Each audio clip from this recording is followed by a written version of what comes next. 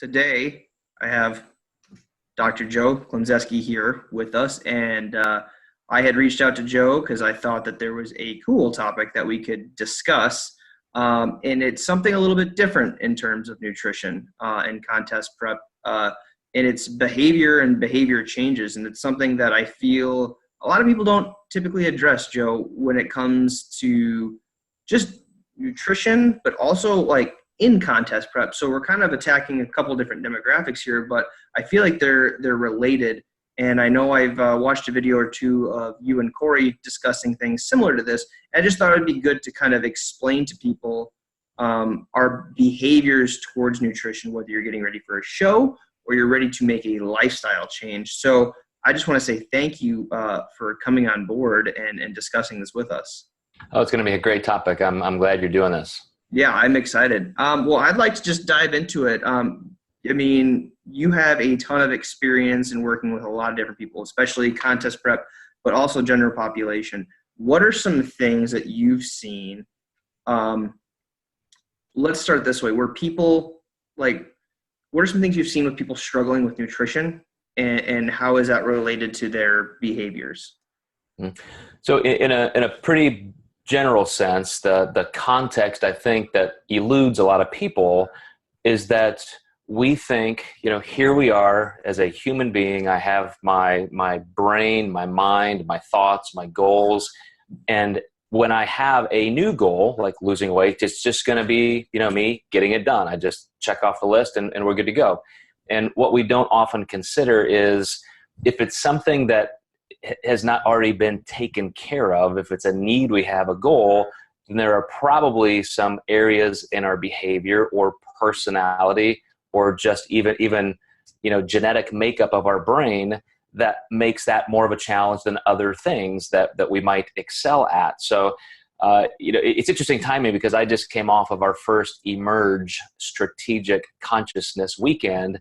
And we talked about a lot of these things with a handful of people. And, I go all the way down to the basics first. At the DNA level, your brain is your brain.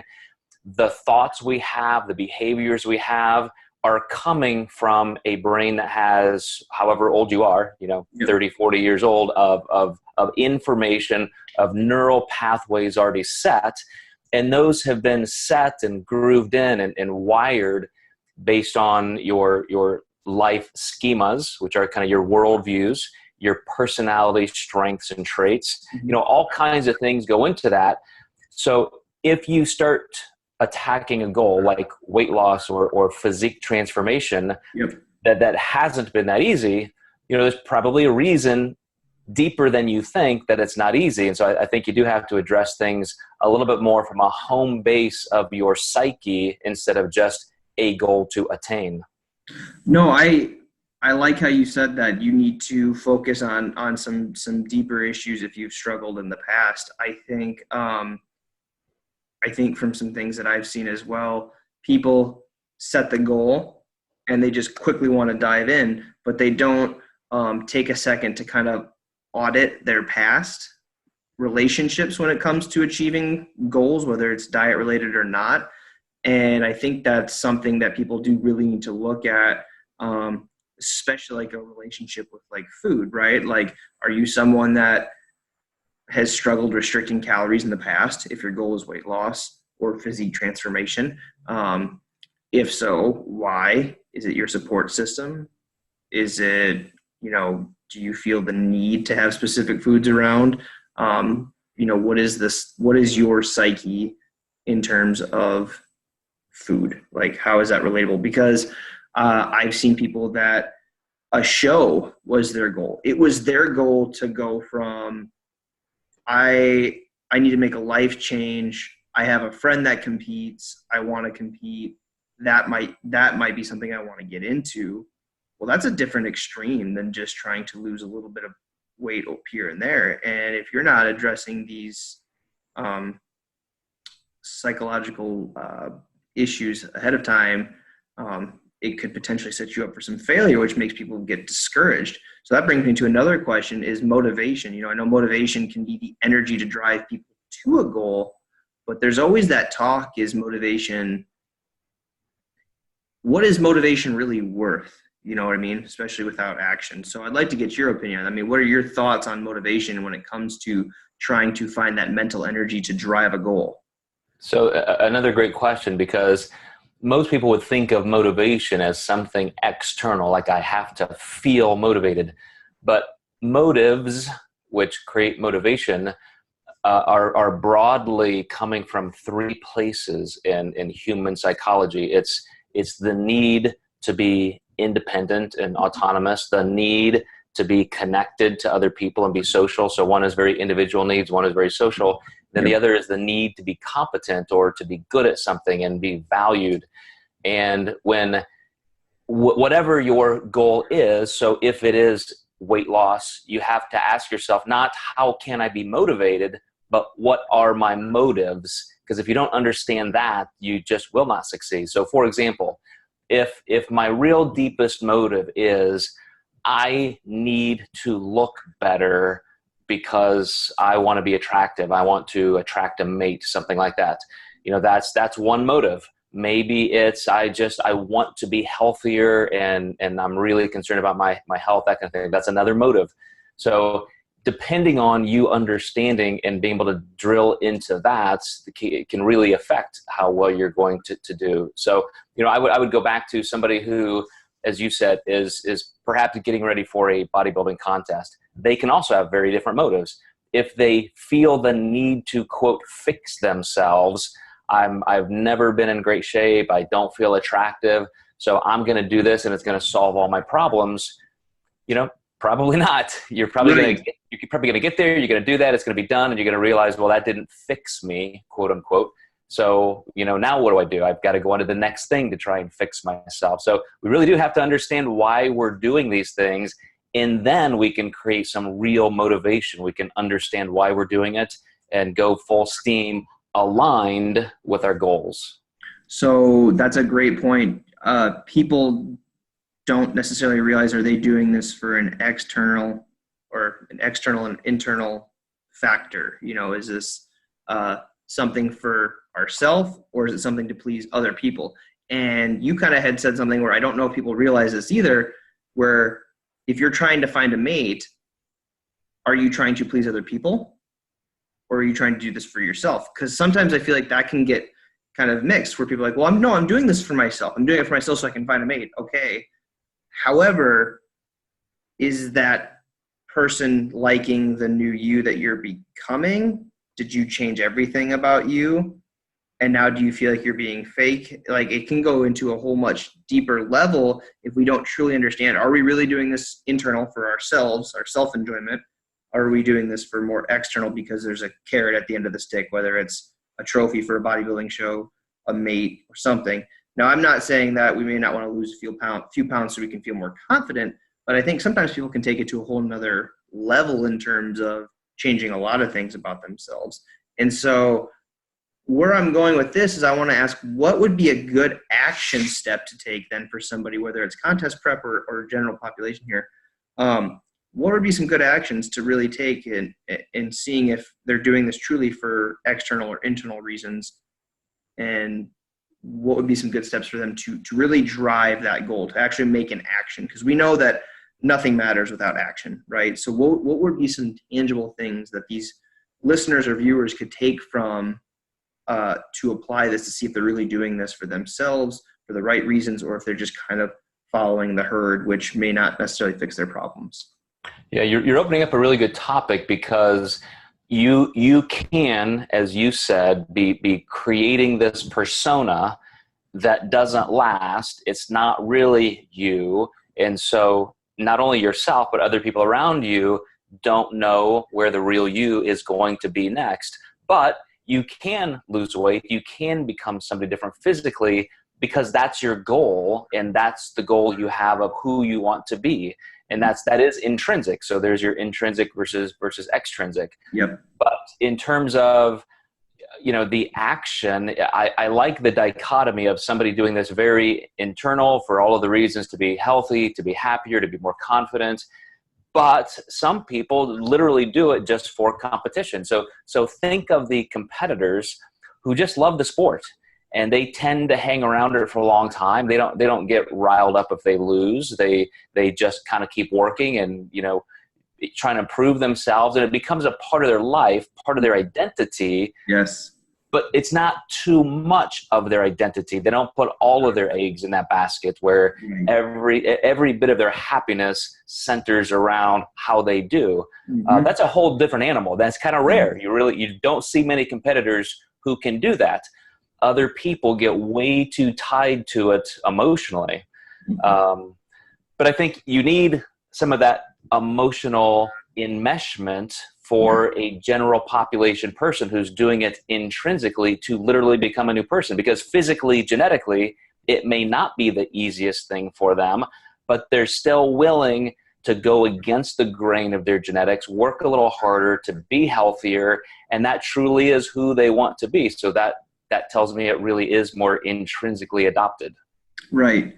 And so it's almost kind of like, I feel like there could be a couple intrinsic factors that could spark someone that would lead to more of an intrinsic factor, if that makes sense. So like, how do I want to say this? So you may see a friend that lost some weight, and you know that you want to, do some things that they did, and you want to kind of compete with them almost a little bit. But you're still keeping it in check that you're doing it for yourself and your overall health. I can see some situations like that. I like how you brought up the competitor where, it's rare, but some people, when they compete, they just identify themselves as a competitor, right? Like, this is my life, this is my well-being. But it's rare in the aspect that I think most people that are competitive, they realize that they can't be in a state of conditioning year-round like that.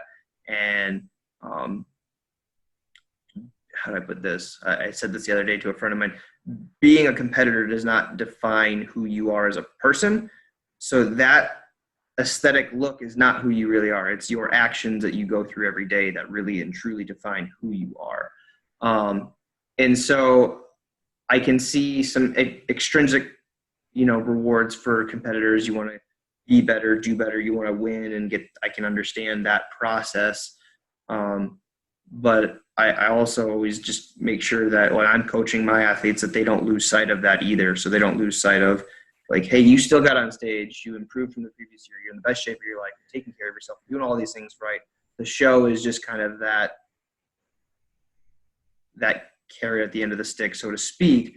But look at all these other things that you've improved in your life, because sometimes it's hard to, even from just general weight loss, I think it's hard for people to realize that, because it's easy to get discouraged when you're not seeing things as quickly, or you get done with the journey, like you said, and then you're like, where do I go from here? And it's like, well, look at all these things that you've done. Now we try to make this real life in every single day. So let's chat about the general population. Let's say you've got somebody that wants to lose weight, and they set the goal, right? But they've failed in the past. What are some things that you think that they could benefit from to not fail again? Is it hiring a coach? Is it just finding a friend, a partner? What would be some suggestions that you would give? So I would first say, do some of that internal work and try and think about who you are and why. So for example, we can go as deep as this. Consider the female who wants to get lean, and maybe she just has never ever been there, but she grew up having a mother who used to say, hey, maybe you should have a salad instead of that burger, and are you gaining weight? Do you want me to hire you a personal trainer? I mean, we start getting these messages very early on. There was a study that showed 50% of 5-year-old kids are already conscious about their weight, worried about if they're, too heavy, too thin, or if they're going to become too heavy, too thin. So we're getting those messages from all over the place. And so if you always feel like my weight, my overall appearance defines me, like I'm a failure unless I match up to this set of perfections, then it's always going to be difficult, because you're never going to be good enough. No matter how much progress you have, there's always going to be somebody who's leaner, somebody who's bigger, somebody who's more muscular, somebody who's prettier, more handsome. Like all of these things, you're never going to have an ideal that's met until you first say, you know what, I'm okay the way I am. Perfect. Like I should be able to say that and believe it.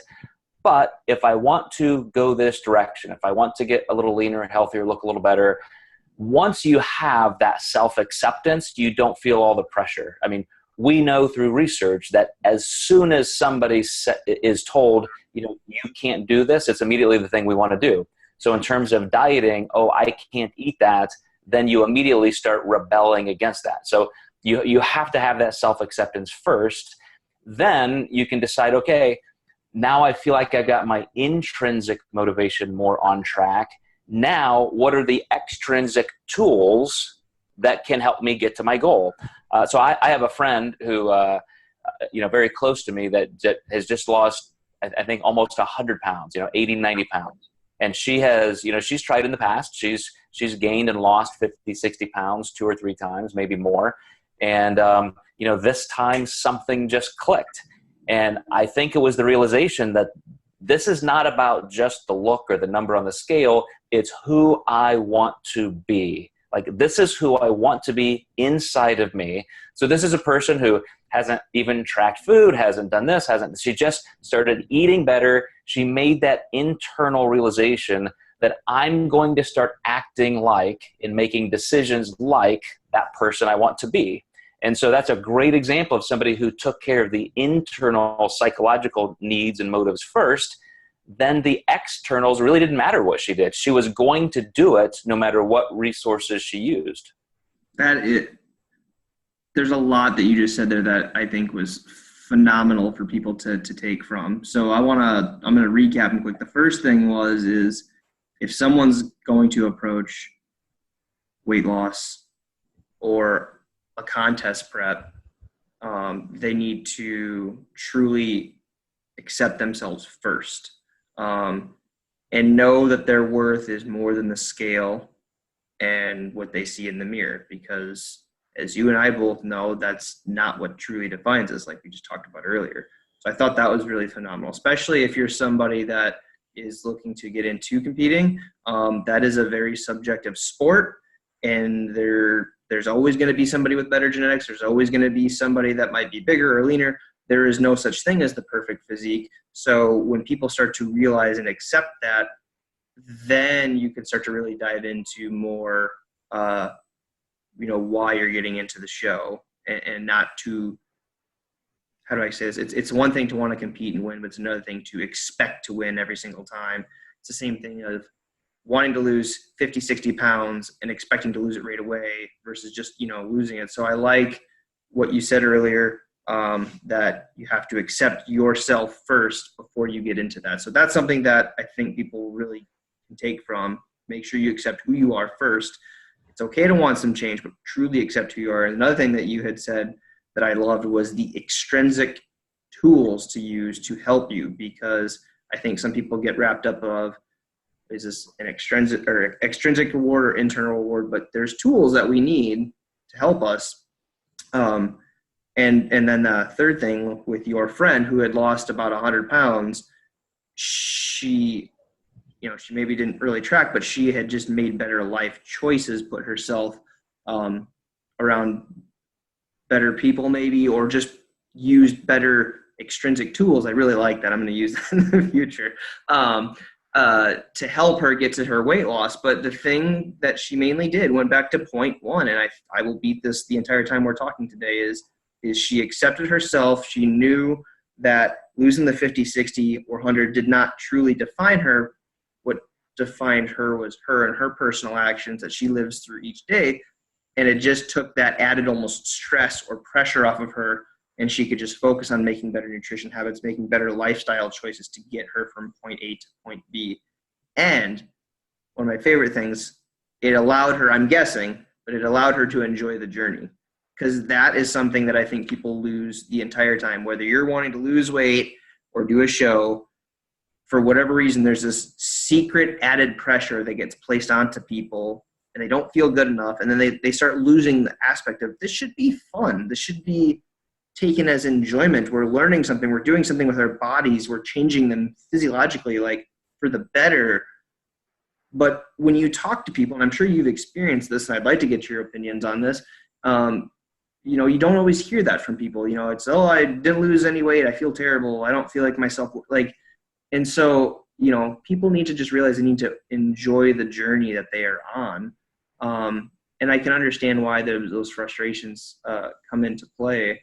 But how do we overcome those frustrations then? That's where I want to go with this with you, Joe. Is like, how do we overcome, disappointment because we failed or had a bad week or something, and now we just feel like our worth isn't there, which is really, a concern, because again, we should be enjoying this process, but it's easy to get discouraged. So what do we do in that situation? So I think there are a couple important things, and I'll piggyback onto my example with that friend who has just adopted this as who I wanted to be is who I'm going to choose to be now, and then the progress will just emanate from that. So you're right. Even though she didn't hire a trainer, have all these defined things and people telling her what to do, she still made substantial changes. She learned about food. She learned about meal prep. She started bulk cooking. She started getting very serious about training and pulling workouts off the internet, and she enjoys it now. And so she's really adopted those behaviors that now align with the person she wants to be. And so, that will continue. It's the person who says, I'm going to lose weight, so I'm willing to do what it takes, almost like kind of a boot camp thing. And I'm going to, put in those 6 weeks, 8 weeks, 12 weeks. And then they really don't know what to do because it has not been translated into action that will be sustained. So it's for the person I'm talking about, it was never about a goal where if I didn't lose a pound or 2 pounds this week, then I failed. It was just a trust that I'm okay with however long it takes. It's just going to happen, and that's going to be the road I take. But there are, going back to my thoughts about understanding your personality, understanding your motives, let's say I'm extremely frustrated because I'm failing on my diet because I'll go a certain amount of days, and then all of a sudden I'm in the drive-thru eating 3 cheeseburgers and a milkshake. That shows me that you're willing to let impulses dominate you. Like all of a sudden I'm hungry, I'm frustrated, I feel like stress eating or emotionally eating, and then I binge, I do something very extreme.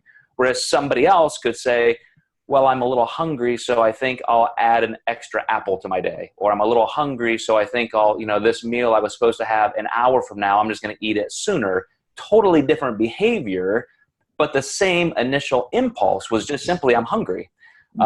Somebody else catastrophizes and dives headfirst into the familiar feeling of failure. Like, this is what I do when I'm upset. This is how I always self-sabotage myself. Versus another person who is intrinsically, as you said, just not put that kind of pressure on them. So I think you got to look at your behavior when you're frustrated and say, what is truly making me not succeed?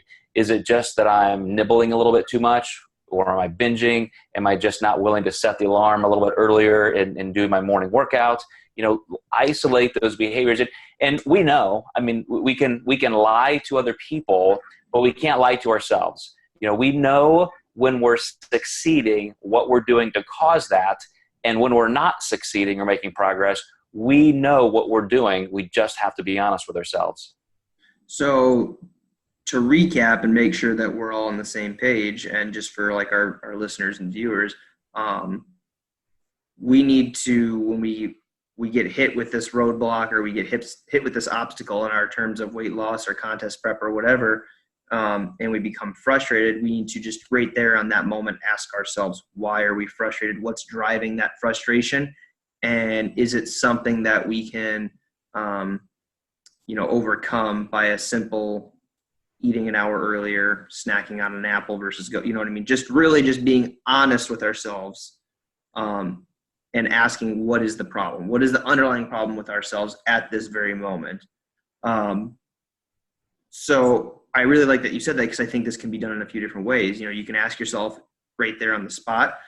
Something I've suggested to clients, and I've done even myself, is if there's a point in time where you are frustrated in that moment, write it down and write down why. Basically kind of like keeping some data, or even journaling, if you will, like why you're frustrated. Because I think sometimes it's easy to get involved into the emotion side of things. Like you had mentioned earlier, like I'm mad, I thought I was going to lose my 2 pounds this week and I didn't lose it. I actually gained a pound and I did everything right. And it's just easy to just go off where, you just wrote something down. Okay. You just answered your own few questions. Like, why am I mad? What did I do this week differently that maybe resulted in this? And then how can I fix it? I think that if people can learn how to do that and answer those questions, it might help them arrive at a more responsible action than just saying, to heck with it. I had this expectation, but I got this expectation, and I'm just going to blow it all down the drain, and then I'm going to feel guilty. So I think that those are a few actions people could take definitely when facing adversity. Another thing I'd like to talk about, you kind of had said something about like challenges, right? Like some people need challenges to get them going. Have you seen a lot of success with that? Like if people do a 6 to 8 week challenge and then they kind of are able to continue? Because I think that that's another thing that people start doing to get them to go and move forward with their goals. And some people I have seen stick with it. Some people I kind of have seen kind of tapered down, and they just kind of do that every year. They do a 6 to 8 week challenge to try to lose that 20 or 30 pounds over the holidays, but they're not really kind of happy with where they're at because they struggle. And it kind of makes me think of like, well, is this an outcome type of goal or is this a process goal? Like, what are you doing? So I think that'd be a good topic to bring up right now is are these weight loss challenges something that people should get into? Do you think it's a good starting point for people, or do you think that they should just focus on kind of what we've been talking about earlier, just kind of making these small behavior changes? What is your advice? Excuse me. Mm-hmm. So again, I'm not anti-external motivation.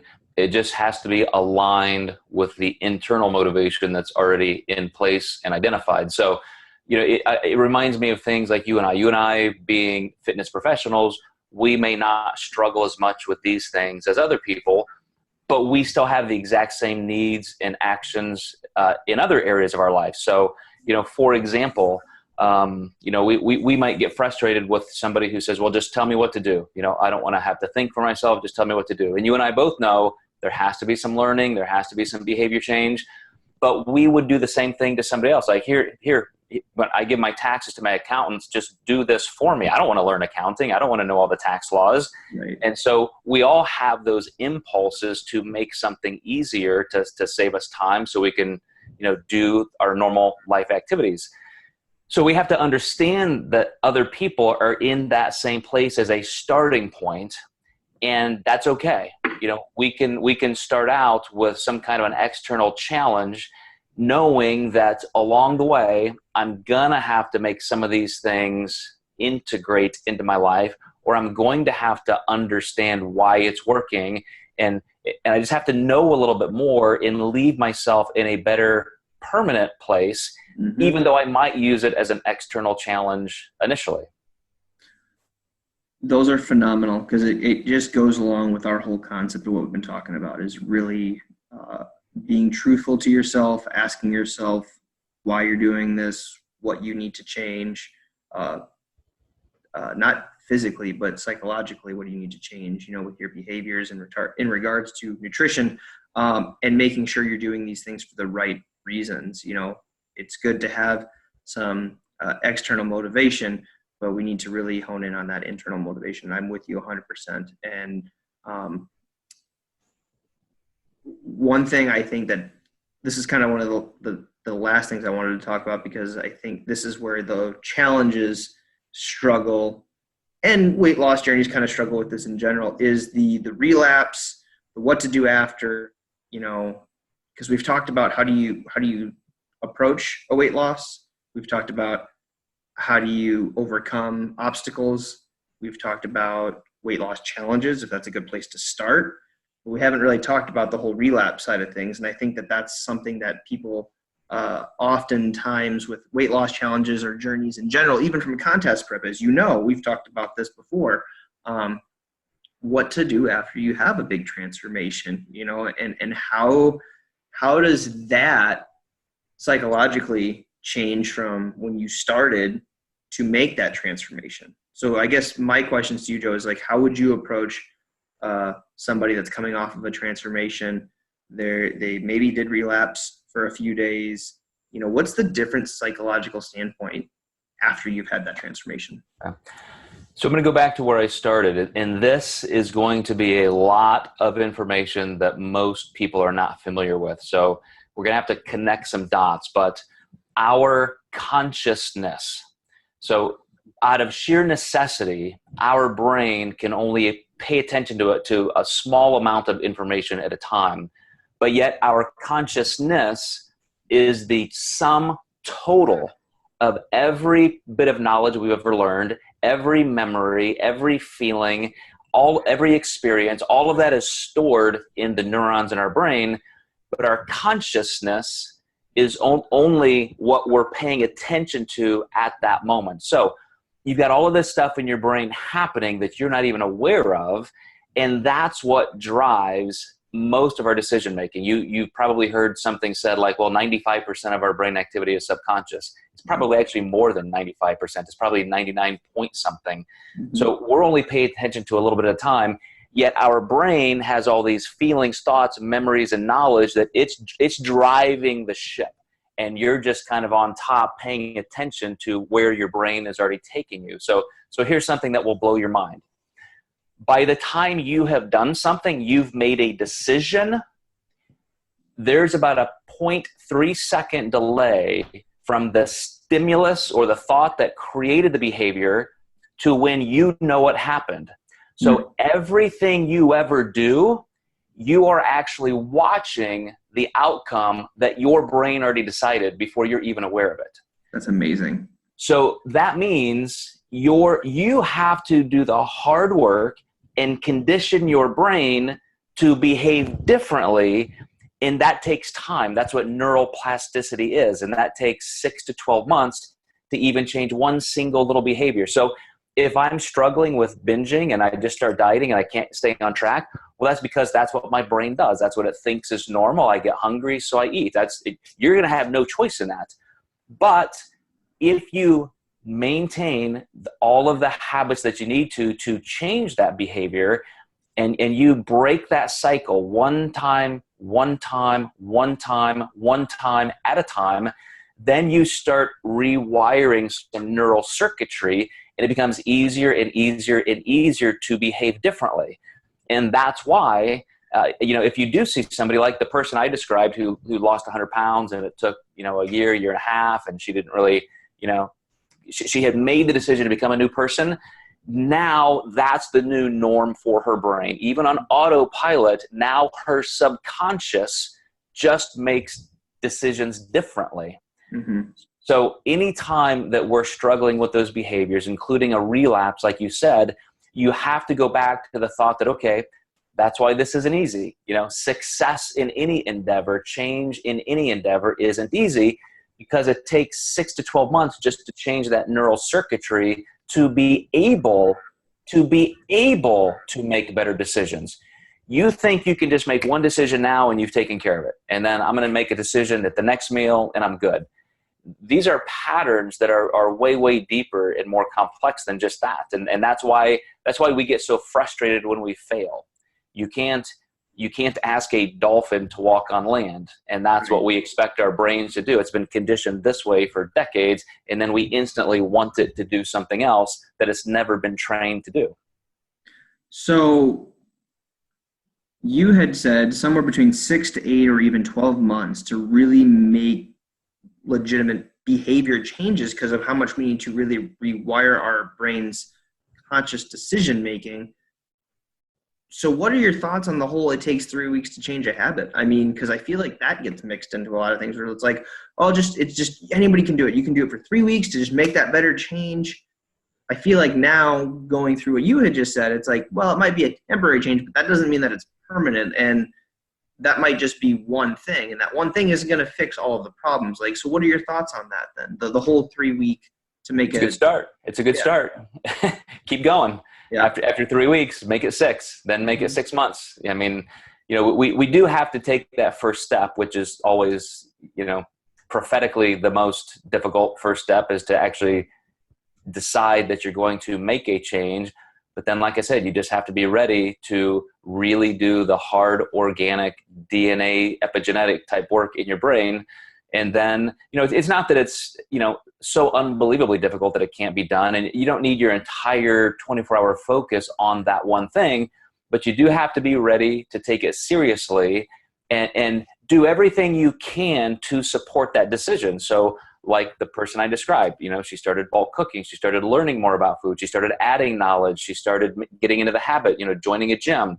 And so all of those things were very external that supported her progress once she aligned her internal goal with her internal understanding of the way her brain already worked.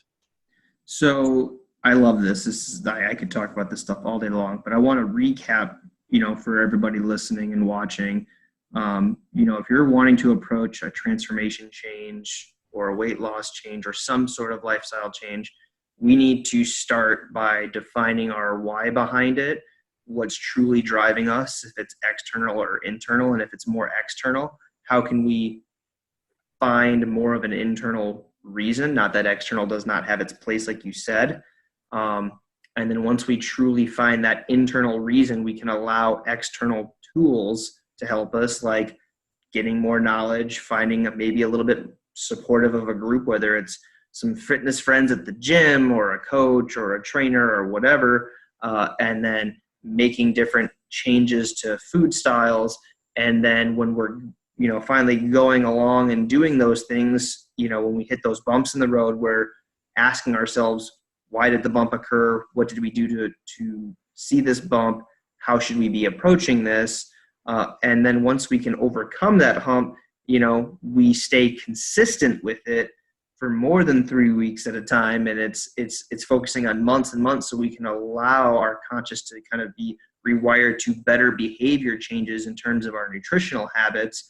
And then when we achieve that set goal of transformation or weight loss, we do and work just as hard to not relapse. And if there is a relapse phase, ask ourselves why that relapse had occurred, and understand that we have came such a long ways that we knew this wasn't going to be easy.